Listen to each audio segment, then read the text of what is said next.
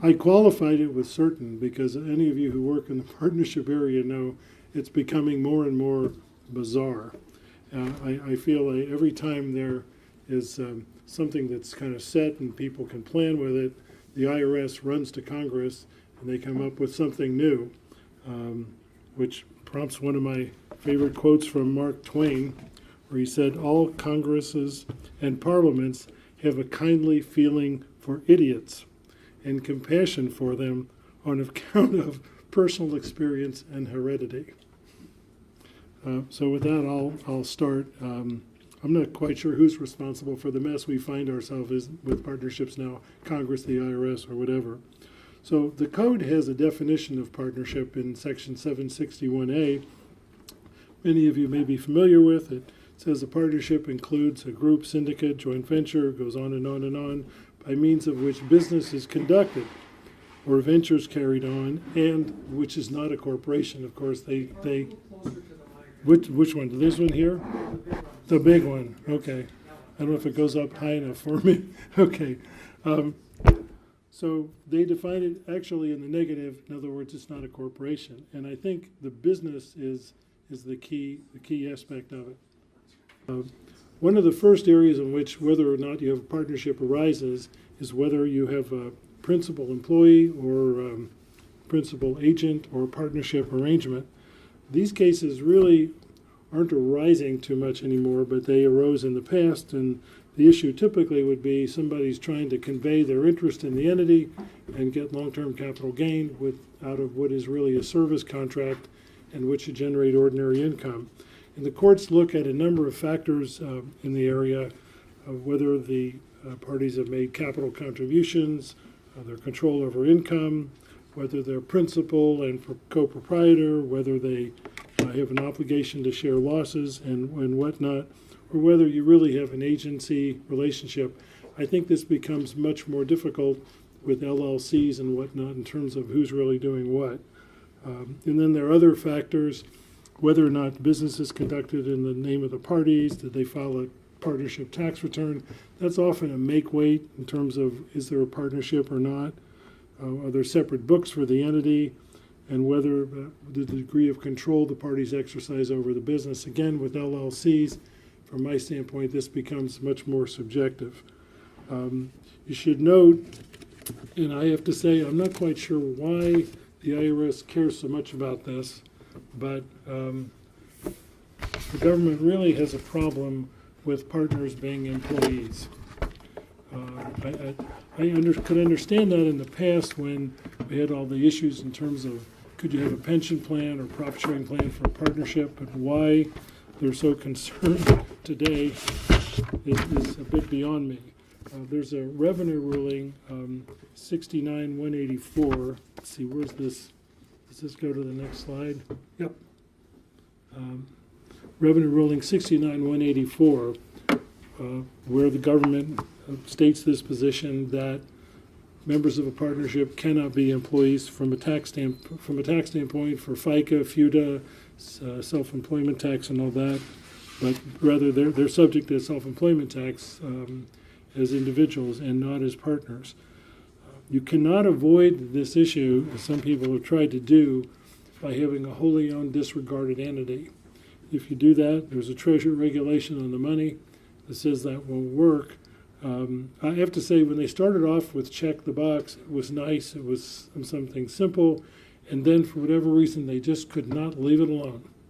And so now we have a regulation that says disregarded entity for everybody else, but the owner is a corporation for purposes of employment taxes, but for purposes of the owner, it's still self-employment tax. For the life of me, I cannot understand what the deal is on this one, because if you properly report it, you're going to pay the same amount, and you get a deduction, as you all know, above the line for the self-employment tax. So why they're so hung up about this is beyond me, but either way, that's a trap, and a lot of people take the position they can issue a W-2 to partners, and the IRS's position is you cannot do that. So you're probably going to get penalized if you do, because one of the things that my daughter will talk about later this afternoon, they're big into penalties, any way they can impose them. There's also a proposed Treasury regulation that they haven't adopted yet, that would take the position that if you have a disregarded entity owned by a foreign person, that's going to be treated as a corporation for purposes of 5472 filings and whatnot. And again, they started off with something that was relatively clean, and they just keep mucking it up. They can't leave it alone. So you need to be careful when you think you have a disregarded entity, because now it's kind of, now you see it, now you don't. There are some cases that have come out in the area. There's a case called Rinsky, I believe, and that's an LLP case where a group of would-be attorneys trying to take the position that they could avoid self-employment tax, that they were limited, they were members of a limited liability partnership, and therefore they could avoid self-employment income. Judges didn't think too much of that in the tax court and said, nope, you got to pay self-employment tax. There's another case, you can't avoid it with an LLC, the case called, I think it's called Riether, R-I-E-T-H-E-R, two-person LLC, tried to take the position that they were limited partners for purposes of, I think it's section 1402A of the code, and therefore they weren't liable for self-employment tax. That didn't work.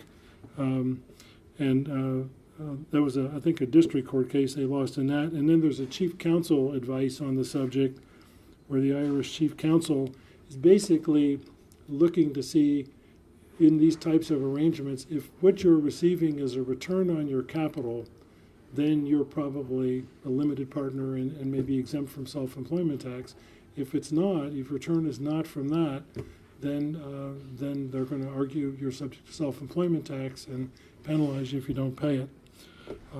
And another area where this can arise is in the co-ownership area, and this is this comes up more frequently in the like-kind exchange area, but you can have a partnership when you think you don't.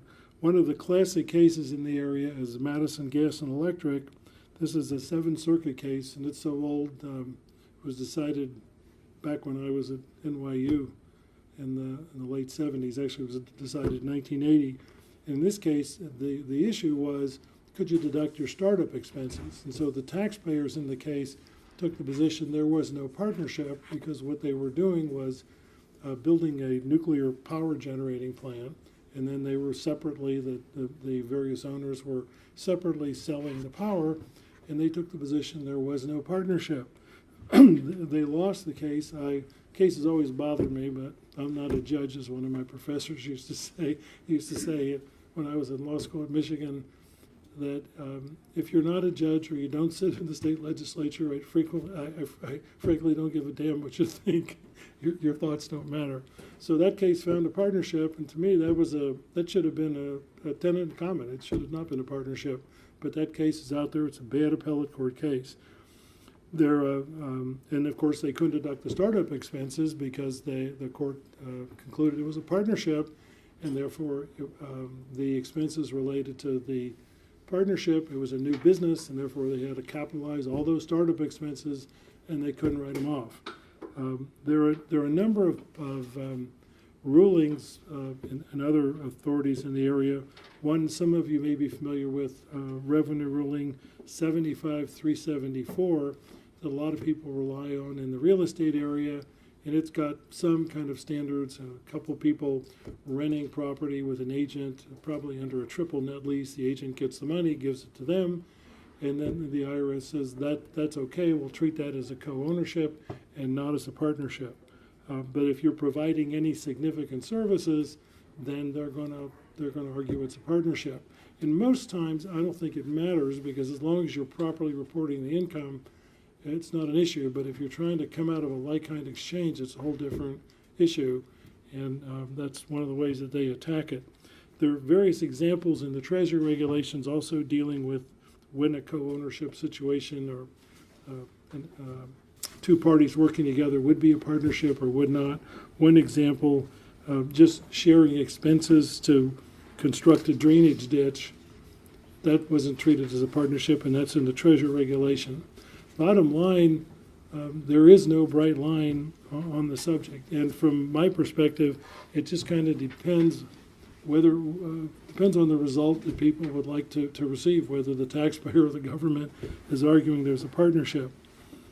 As I mentioned before, this comes up a lot in the like-kind exchange area, Section 1031, and the IRS has issued a revenue procedure 2002-22 that goes through a list of numerous factors in terms of what the government feels, from my standpoint, in the extreme case, would be required for them to honor the arrangement as a co-ownership and not as a partnership. And there are just a number of factors that they go through. One of the key factors is that there can't be a business. And this comes up a lot of times in the like-kind exchange area. And I'll get to hopefully an example that I had where that created some problems for us. Interestingly enough, the government also has a revenue ruling, 81-150, that says there was no partnership where there was an arrangement to construct, own, and operate an offshore drilling rig, and the government's position was until the rig was up and operating, there was no business. So, I mean, to me, it's like now you see it, now you don't. Now, a lot of times this issue comes up. Do you have the co-owner or partnership arrangement, as I said, in like-kind exchange area? This has been the year for a number of people wanting to do what are commonly called drop and swap transactions, where you've got a partnership, LLC, whatever. You've got property. In one case, one of the cases that I had, I've got a couple going right now. The property was going to, the gain in it was $120 million, and you had really two partners, and they wanted to go different directions. One wanted residential property, which required guarantees and whatnot to get the loan to close on it. The other was more comfortable with commercial, and the question was, what do you do? There's a case called Chase versus Commissioner that I mentioned here, which is the classic case about how not to do a drop and swap. I mean, this one, it's almost like they studied how can we get an F on the test. So they did drop it. They deeded it out of the partnership. They didn't record the deed. When they negotiated with the buyer, only the partnership negotiated. The purported party who received the interest by the unrecorded deed, he didn't negotiate. When they closed the transaction, the title company paid all the money basically to the direction of the partnership's exchanging party. But the partnership had an accommodator, as did the guy who got the drop. And the court concluded, bottom line, that the substance was that the partnership did the transaction and they pulled it back into the partnership and said no trade by the purported dropping party. There's there've been a number of cases recently in this area. There's a swap and drop case that was before the Board of Equalization about a year ago. And this one, there was a trade by the partnership, but as many of you know, lenders always are wanting these post-trade properties or properties in general to be in what are called bankruptcy remote LLCs. In other words, they'll force you'll have an LLC that did the trade, and they'll force you to drop it into a DRE under that LLC. It gives you bankruptcy remote better protection. Bankruptcy is one area of the law that I know minimally about. I remember my first time going to bankruptcy court when I was a young lawyer back when I could still comb my hair. And somebody stood up in the bankruptcy court and he said, "I have a landlord's lien," trying to say what his priority was. And the bankruptcy judge passed case said, "Sit down." He said, "You want to know where you rank?" He said, "First there's the Internal Revenue Service, and there's the State Taxing Authority, then there's the Secured Creditors." He went through this whole thing. He said, "You're so far down the line, it doesn't even matter." In any event, in this case, Appeal of Ragu, post-trade, they were required to put the property in an LLC. So the Franchise Tax Board, who, by the way, seems to be the most aggressive in the trade area. Matter of fact, they're aggressive on everything. I think their basic rule is ignore the law, see if you can wear the taxpayer out. That's when you want to see my daughter, because she can wear them out. She wore us out, she can wear them out. when you need to litigate with them. But in this case, because the drop happened 7 months after the trade, the Board of Equalization, I mean, they went through a number of different factors. I think they were sympathetic to the fact that the bank was requiring it, but they also noted that post-trade, the individuals held this in a partnership for 7 months and took the risk of loss in that entity during that period. So I wouldn't say 7 months is a bright line. My view is old and cold it as long as you can. But Raghu said 7 months was enough. You can't, let's see, there's Chase. There's another Board of Equalization case that I find fascinating in this area, about partnership or not. And it was a partnership, but many of you have these situations where you have, let's say, 3 partners, to keep it simple. 2 want to trade, 1 wants to cash out. All right, they just can't agree. Can't you guys just agree? And I'm getting old and tired and everything. Let's do the trade. They won't do it. One guy wants to cash out.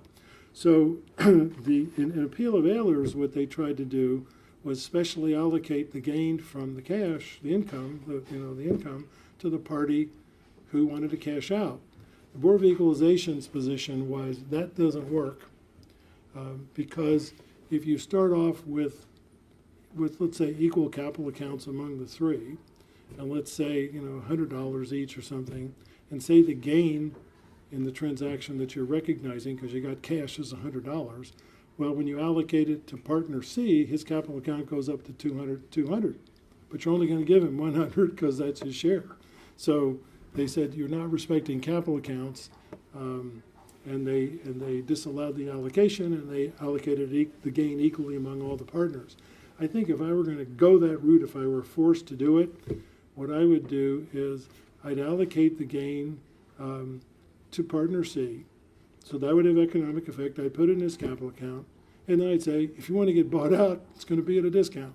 It's not like I'm not honoring your capital account. Otherwise, you're going to stay in. And maybe that would work, I don't know. But bottom line, trying to allocate the gain can be kind of tricky, and I can see the board's position if you just pop it in and then pop it out, because you really aren't honoring the capital account allocation. If you're going to do a drop and swap, and this is my chance to get my 2 cents, be patient. If you're going to do the drop and swap, and this is what I did in my 120 million thing,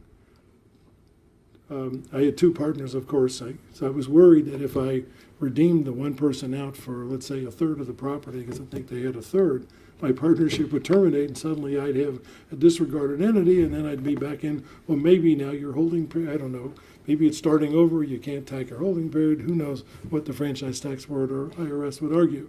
So first thing I did was I admitted somebody, so I wouldn't break my partnership on the redemption, and then we redeemed them. We recorded the deed. We did a tenants in common agreement. And then the lessee, it was a triple net lease with an option to purchase. The lessee was pushing because once they set a price, then the transaction had to go forward. So I told the client, if you want to do it on my time, you're going to have to be patient and tell this prospective buyer, you can't give them the price yet, because I didn't want to drop the property out subject to a binding obligation to transfer the property. I think that's a horrible fact when you're trying to do a trade. So we pushed them off. Again, we dropped it out. We did the TIC agreement, and then we had both parties negotiate with the buyer. So we tried to avoid all the traps that trip people into a chase, and then we're also going to have a delayed close under that purchase agreement till sometime maybe next September to give ourselves more time. I wasn't promising that would work. I would rather have had more time. Interestingly enough, one of the ways that in the past I've avoided the cash problem, when you've got A, B, C, and C wants cash and AB want to trade, is to get an installment note for the let's say the 1/3 that would be cash. And in my view, that works. But our friends up in Sacramento, the FTB, have informally announced that they don't think that works. You're frowning, I'm frowning. I'm part of a partnership flow-through tax blog And that came out, I think, Saturday or something, and I just frowned when I looked at it, and I said, why doesn't the Franchise Tax Board just amend the Revenue and Taxation Code, and just say you can't do trades, But anyway, I think it still works. I think that they're wrong because there's no income till the payment's made on the installment sale. If you go that route, make sure that note isn't due till the next year, because I think if it's paid in the same year, you may have a problem. So that's co-ownership. Another place where partnership or non-partnership arises is in the whole debtor-creditor relationship. And before you ask, I've not read all the 380 pages of justification and 120 pages of the 385 regulations. I have skimmed them. But there's not too much to worry about in the partnership area unless you've got controlled corporations controlling partnerships. So one of the more recent cases in the debtor-creditor versus partnership area was a case called TIFD Roman numeral 3E, where in essence the game was to try to allocate the income to foreign banks who wouldn't pay tax on it for whatever reason. The court found that there wasn't a valid partnership, and they looked at a number of factors. Exposure to risk was minimal. There was an agreed rate of return. There was a personal guarantee of the parent, of the non-bank partner. And the more I consider this stuff, the more I wonder, where do you people live? General Motors went bankrupt. So what the heck is a guarantee? Until you get paid, you haven't get paid. But one of the recurring problems you can see with the government, and I'm wondering more and more if a substantial number of the people working at the government haven't actually worked in the world because they don't understand the concept of risk. I wouldn't sign the guarantee. I don't care if it's bottom, top, or middle, because you might become liable. Either way, they felt that because of the guarantee, the purported partner was protected from loss, and they therefore concluded that there was not a partnership, and they couldn't allocate the income to the foreign banks. So looking at that case, I came up with my own list of factors that I would consider in terms of whether or not you've got debt or equity with money going into a partnership.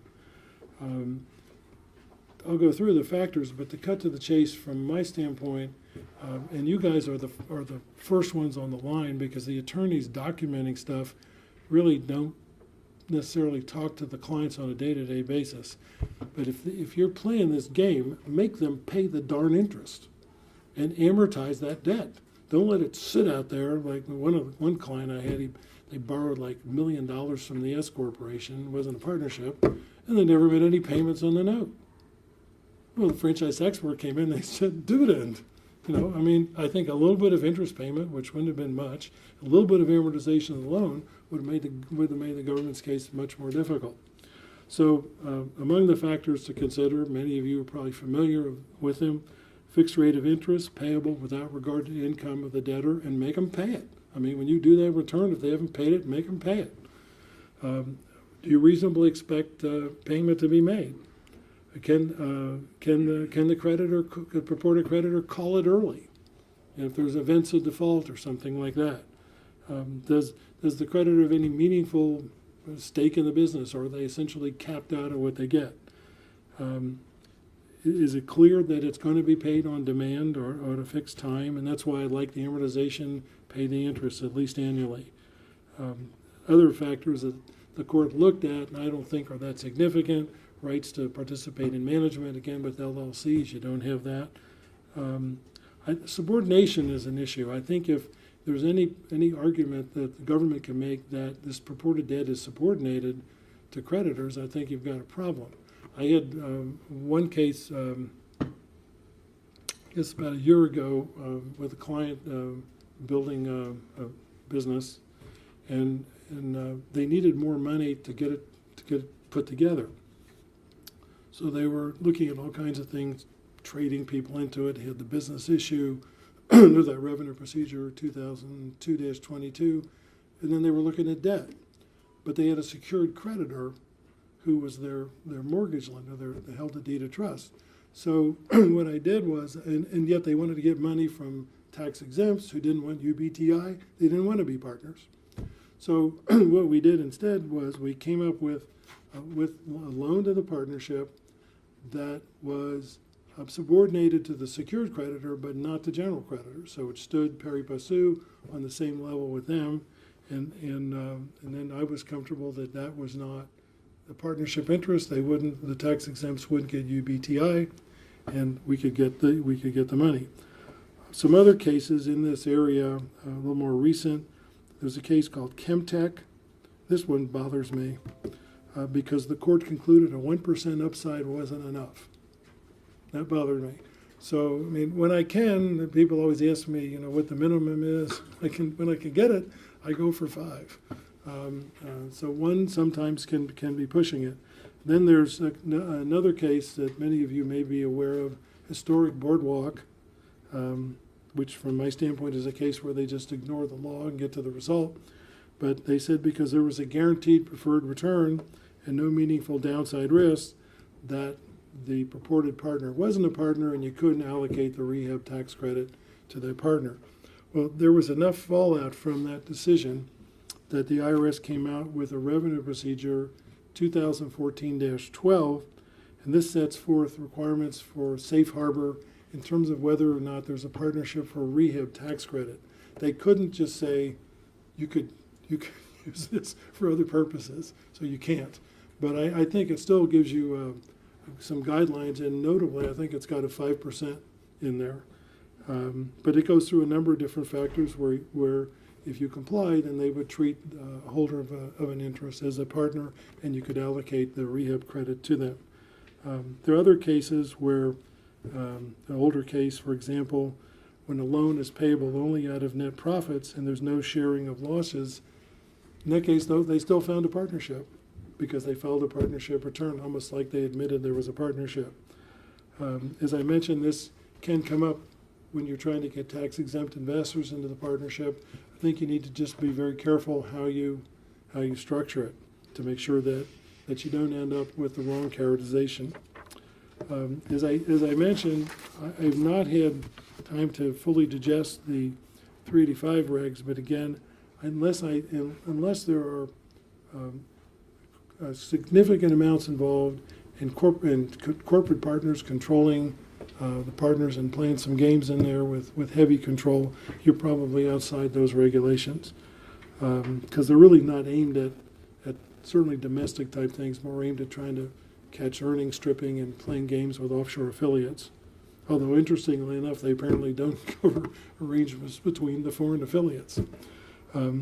Another case where this partnership or non-partnership issue can arise is in the lessee versus lessor situation. In this case, the cases seem to have more of a bright line. I guess people haven't been pushing that in a shelter area or a 1031 area, so the government hasn't been recently on the attack. But unless you're sharing all expenses between lessor and lessee, you're probably okay. Sharing net profits doesn't necessarily mean you're a partnership, although I wouldn't try it if you've got tax-exempt partners who think they have debt. I have used, in the one case where I had where we were trading into raw land that was being developed, and we had A who owned it, B who wanted to trade into it, but B, coming out of a 1031, didn't want to trade into a partnership, because as many of you know, you can't trade into a partnership. If you do that, that's not a good trade. It's not like kind. So what we decided to do was to have B trade into, I don't know, what, 40% or whatever of the property, and immediately lease A for, let's say, the 5-year period that would cover the time of the construction and whatnot, and it'd give us some cushion so the government couldn't argue that B traded into a business because there was never any partnership arrangement or business relationship between B and A other than lessor or lessee. One of the early family partnership cases, and I think probably Michael and Dave will talk about this in their estate planning area later on, that I always like to talk about. There was a case called Red versus Commissioner. In this case, they had a partnership, And it was such a family partnership that there was an exhibit A to the partnership agreement, and as partners were born, they would add them right on the page. It was astounding. So they put the, and this was back before you could file joint returns and other things to split your income, and this was the attempt of the family to try to get the brackets down by spreading the income out. So they put the owner's wife on the stand, and they asked her, now do you participate in the management of the business of this livestock company? And her answer was, well, I've been producing partners. And the question was, I beg your pardon? She says, well, I've been too busy producing partners so far.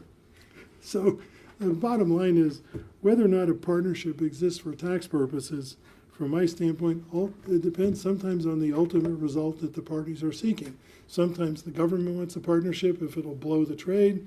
Other times they want debt if it'll prevent an allocation that you're trying to do. So I think you need to be very sensitive when you have any type of arrangement that doesn't fit into what I call the normal relationship, if there is such anymore, of partners where you're sharing profits and losses. It's a business, the money's up at risk, and it looks and it smells like a partnership.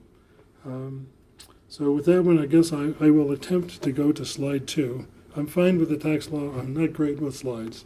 I did it. Hooray. Okay.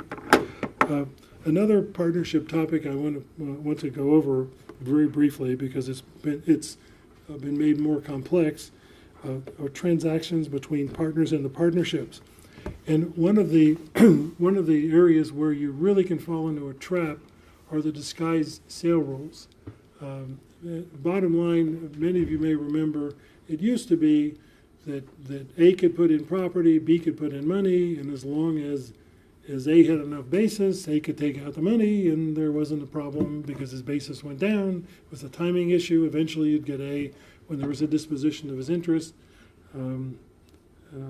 I've never bought into the government's view that it's estate planning to kill your spouse to get a basis step up to avoid the problem. I mean, that's kind of stupid. Actually, Senator Kennedy, back when we had the old carryover basis, some of you may remember, he felt that was an abuse, that you got to step up on death. I don't know many people who are willing to pay that price. But either way, you need to be really sensitive now. When you have anybody putting in property and anybody putting in money, you could walk into the disguised sale rules, and particularly if the pop in and pop out happen within a 2-year period, it's presumed to be a disguised sale. You need to disclose, I think, on Form 8275 that you're doing it, even if you think you can rebut the presumption, and you can walk right into it. I have one that Michael and I are thinking about right now, where we've got a insurance policy that apparently was not in an insurance trust, and it was left outside, and we realized, not on our planning, that it's got probably the interpolated terminal reserve of 7.6 million, but the payout's 13, and we have a taxable estate. So we're looking at all that money being subject to 40% tax. So we're playing with different ideas to try to deal with it. Should we contribute it in, or then we walk into whatever it is, 2031, you put it in within 3 years, all that stuff in the 2700 regs, or do we sell it? And in considering it, we've still really haven't worked through kind of how we're going to do it. But so I talked to the client because he was a little concerned that he was losing control, because right now, while it's going to be in their estate and subject to 40% tax, they control it. They control the $7 million, and he mentioned to me that sometimes we withdraw money from the policy. So in that kind of case, I was thinking, if you put it in, let's say it's got this 7.6 cash surrender value, and then they decide they want money, within 2 years, if they pull money out, the government can argue disguised sale, because you got a contribution of property and money coming out. In this case, it's true, it's not a related contribution of money by a third party, but they're getting broad enough in this, I wouldn't be surprised if they would attack it. So a lot of times people have tried to avoid this by getting basis through debt and saying, well, there is no disguised sale, I'm liable on the debt. Very recently, the government has come up with with additional regulations to these disguised sale regs, and they're really a trap for the unwary. If you don't get anything else out of my talk on disguised sales, if you're relying on debt at all to avoid income on a distribution from a partnership and somebody's put in property, you need to work it through. Spend the time, go through the regs and look at it, because one of the things they've done in the new regulations that I just find mind-boggling, but I guess I shouldn't anymore, is everything is presumed to be non-recourse debt, even though it's recourse. So you could put it in, you could be liable on the debt, and think, okay, when I take the money out, what the heck, I'm liable on the debt, really liable on the debt. That should be okay. They shouldn't be able to argue that I've got a disguised sale. No, everything is presumed to be non-recourse debt and shared based on how you share profits. So that, from my standpoint, is a real trap for the unwary. And if you read through the regs, there's an example on the money where the party who was liable on recourse debt picks up some income, even though they're still liable. I mean, the IRS didn't get them off the debt, the bank didn't let them off. They're still liable, but because the debt's presumed to be non-recourse, they can't take it into account. So be very, very careful about that. Also, when liabilities are placed within 2 years of this pop in, pop out, you can have a problem because if they haven't been there for at least 2 years, then they're not what's called qualified liabilities. You have trouble taking them into account to try to avoid gain on the distribution. And again, the 2-year presumption is against you. There's some other, again, you have to make disclosures when you do this, when you're popping in, popping out within 2 years. So again, if you're going to rely on liabilities, take the time to work through the regs because they're not intuitive. Another area related to the disguised sale or the disguised payment for services, and in this case, the abuse they were trying to get at was the following. We used to do this. You'd have a building being built. You'd have an architect, let's say you owe him $300,000, I don't know, for doing the design of the building, and you didn't want to capitalize that $300,000 and write it off over eternity, 39 years or whatever God forsaken term they give you to write it off. So what we would do is we'd admit the architect, we'd allocate $300,000 of income to him, the first $300,000 of gross income, and then we'd kind of tailor him on down and have some kind of option to buy him out, and that way we would avoid capitalizing the $300,000. That type of case is specifically dealt with in these regulations, and what they focus on is entrepreneurial risk. And again, with my General Motors example, I'd rather take the money. I mean, the income allocation is nice. It's great that the government's optimistic that the business is going to work and the gross income's going to be there. But you and I know that's not always the case. So I'd take the money. But either way, if you try to avoid capitalization through this type of trick by allocating gross income, that's not going to work. The government's expanded, and I think these regs are just proposed, into the whole fee waiver area, whereas many of you know in VC funds and maybe hedge funds, but more often you see it, and I've seen it in VC funds, where the VC essentially exchanges the whatever it is, 2.5% fee for a bigger profit share, trying to convert the ordinary income into capital gain.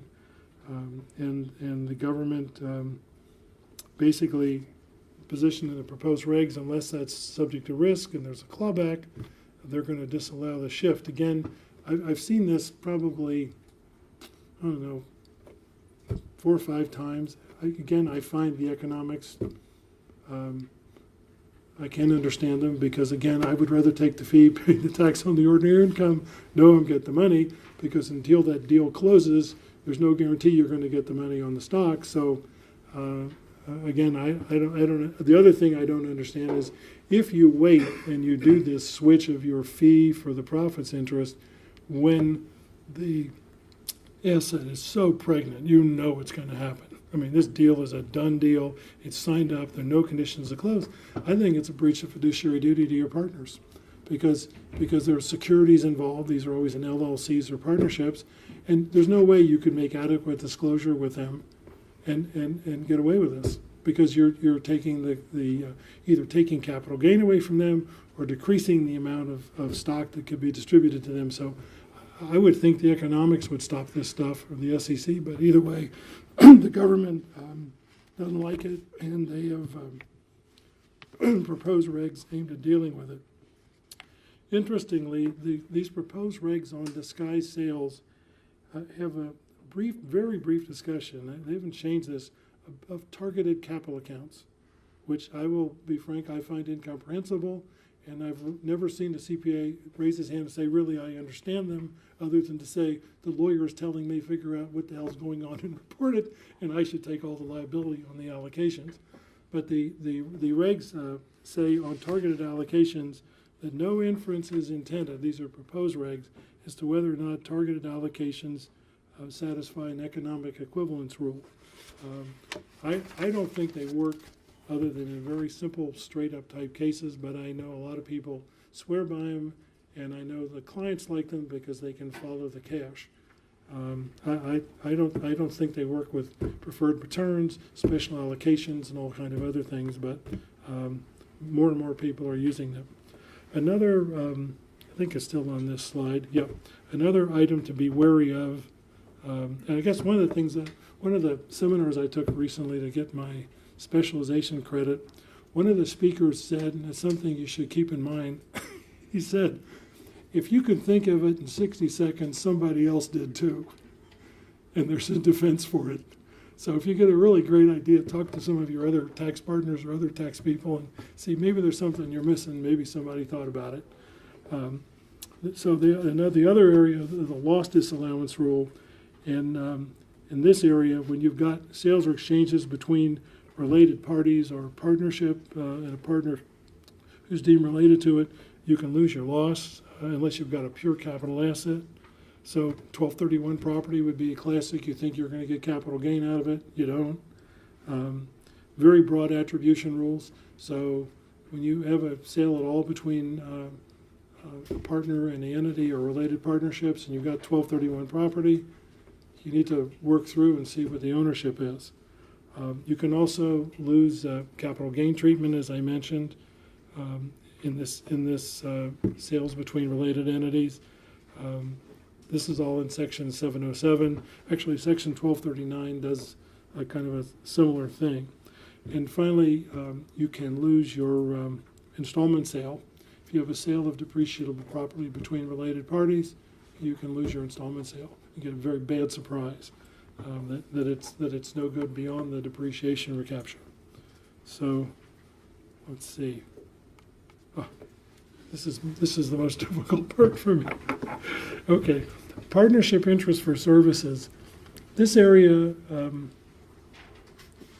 what we thought was kind of settled until they came up with the fee waiver proposals. But as many of you know, there's a revenue procedure 9327 that in essence says that if you give a profits interest for services, the IRS won't treat it as a taxable event unless the interest relates to a substantially certain and predictable stream of income from partnership assets. Number two, this one's the tricky one, within 2 years the partner disposes of the interest, or number three, it's a partnership interest in a publicly traded, limited partnership interest in a publicly traded partnership. The first two are the trickier areas.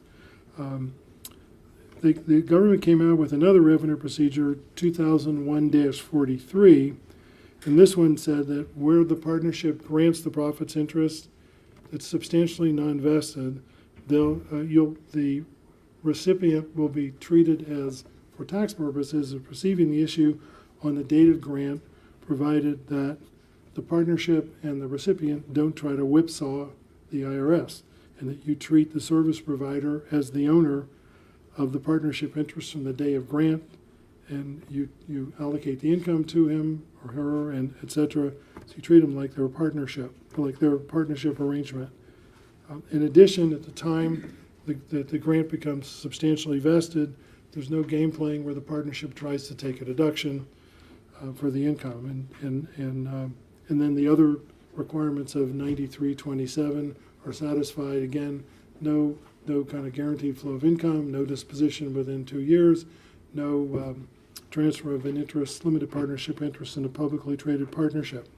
Now, many people rely on these two revenue procedures to avoid the need to file a Section 83B election. My view is I have rules about 83B elections. If my client didn't file one wasn't needed. But otherwise, if I've got time, I file it. And the reason why I recommend you file it is there's no guarantee that, first of all, your clients rarely go out and get an appraisal of the partnership, so you can determine that there was in fact no capital shift at the time you issued the profits interest.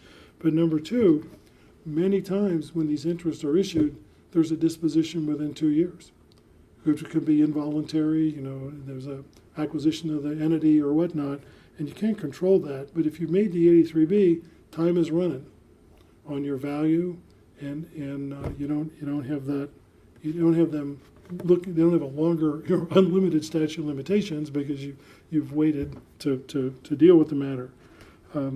It's also the government's position that 9327 doesn't apply to disguised these fee waiver payments or disguised payments for services. And it's also their position that even though the regs on fee waivers are proposed, it's their position that that's current law. I haven't quite figured out. If it's current law, why do you need to have the proposed regs? But either way, that's their position. The government had promised in a notice 2005-43 to come out with actual regulations that would deal with this issue. It's been 10 years since they promised to do that, and they still haven't come out with it.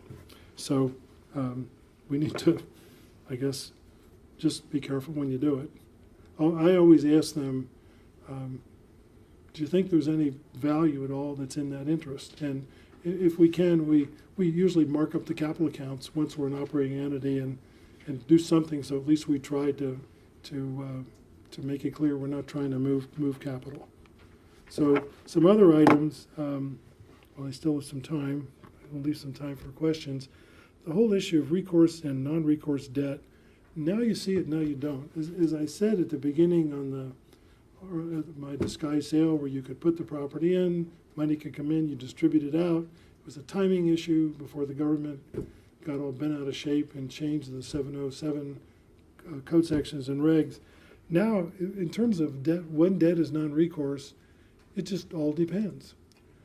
For disguised sale purposes, it's not presumed to be non-recourse, and I don't think it's rebuttable. For cancellation of indebtedness income, you look at 1001, you don't look at 752. I guess they're trying to prevent people from migrating to 108 to avoid the income. And Section 1001 regs, if you look at them, they're kind of crude. Either you're liable or you're not. Guarantees don't matter. So when you're looking at relying on debt for something, you need to be careful of the context and look at the law, look at the regs, because it's just all over the map. The other thing that the government's done with their recent 752 regs that came out with the disguised sale regs and this non-recourse presumption is they've put the kibosh on what are known as bottom line guarantees.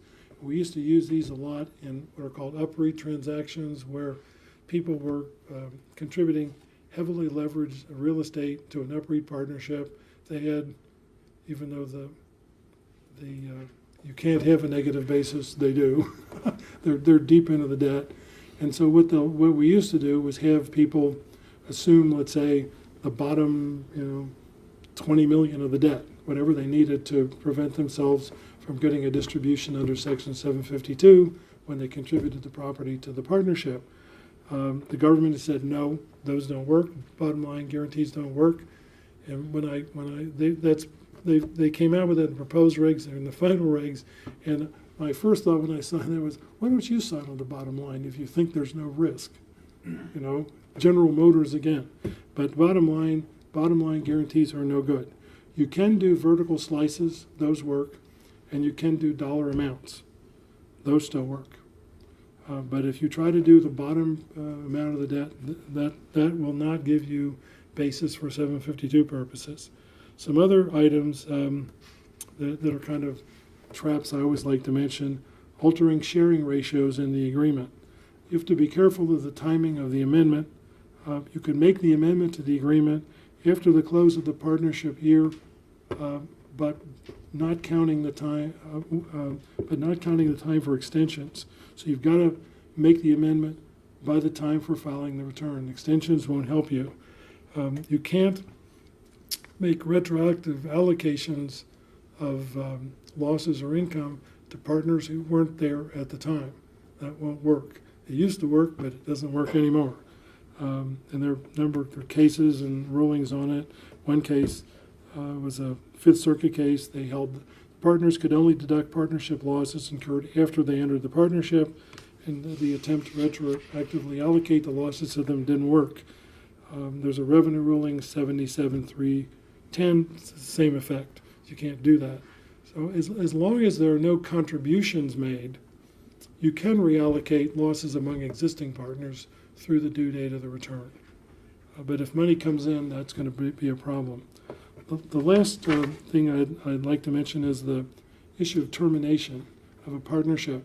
As I mentioned in one of the recent trade cases I had with the two-person partnership, I was concerned that redeeming the one partner who wanted the drop, I wouldn't have a partnership if I dropped the interest to him. So we admitted somebody else, and then we redeemed him for his third of the property. Now, redemptions do not count as a sale or exchange for determining whether or not there's a sale or exchange of more than 50% of partnership profits and capital. Normally that causes a termination, but in theory, when you have a two-man partnership, actually till you pay the one partner out, the partnership in theory still continues. I was nervous in the 1031 context. One of the areas though that concerns me, while that would avoid termination, I still prefer the cross purchase because I think it's easier to set the basis for the buyer. You know what you paid, you can make your 754 election, and you know what you paid. And I in the agreement, when I do that, I try to get an agreement on how we're going to allocate that step up. What worries me about the redemption is 734, which deals with the basis step up for redemption. I find a much more confusing section than 743, because in determining your basis step up, you need to determine the gain of the liquidated partner, and then you can get some adjustment for the basis of assets they got. And I don't like counting my basis step, having my basis step up depending upon the income that somebody else is picking up when I don't know what the heck is on their return or what their basis was or anything else. So even though the redemption avoids the termination, when I can do a cross purchase, I prefer it because I think it sets the basis. So with that, I'll stop, and I wanted to have time to give you my absolute favorite quote about Congress, and then I can take some questions. And this is another Mark Twain quote, and he said, "Suppose you were an idiot, and suppose you were a member of Congress, but I repeat myself." It hasn't changed in 100 years. Okay, any questions? Questions for Art? I'm going to want to make sure everybody has one of these books. Yeah, go ahead. I'm on the international side, so Yep. something came up with one of our clients, and Right. they'd set up like a dual LLC. There was a top LLC, bunch of members. Right. A lot of young Silicon Valley tech types who wanted W-2. Right. So they set up a second LLC underneath it, and they put everybody as employees in the lower tier one. To your point earlier, Are they partners in the top entity? they were, yeah. That won't work. I heard there was something new. Yeah, there's the Treasury Regulations that says it doesn't work. But that doesn't stop people. I mean, one of the things I've learned over the years is, but that's how we've always done it, or that's how we do it. And like I said, if you can think of it in 60 seconds, somebody else did too. Now why they care, yeah. But if you want them to be employees, Stick an S corporation in somewhere. Have the S corporation be the service company, employ them there. Then you can make them employees, there's no issue. But the government does not like this using the subsidiary DRE to avoid self-employment taxes. It doesn't work. That's their position, and they're winning they won the LLC case, they won the LLP case, and I think they'd win the DRE case because if it's a DRE, it's a DRE. It's not there. So these people really are partners of the sub-tier entity. Although the argument you can make on the other side is, well, wait a minute, you said these other people are employees in your regulation. How can this be metaphysical that you can have one entity that's got employees and partners, but it's, but who knows? Either way, that's clearly their litigating position, and you'd be litigating against the Treasury. Other questions? Okay, well, thanks Okay, very much, sure, Art. That's